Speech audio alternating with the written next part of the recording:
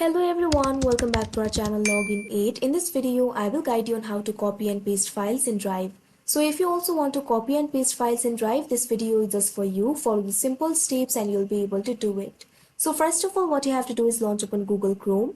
You can see over here, I've already opened Google Chrome.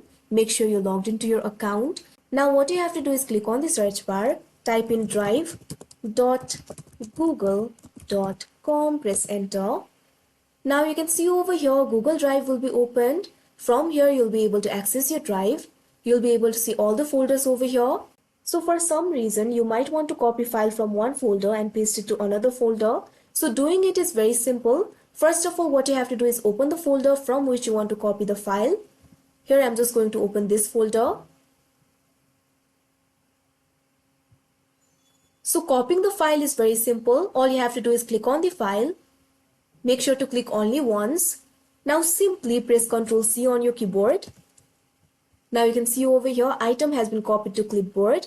Now simply go back. Now what you have to do is go to the folder in which you want to paste. Simply double click on the folder. Now you can see over here that particular folder has been opened. Now what you have to do is press Ctrl V on your keyboard.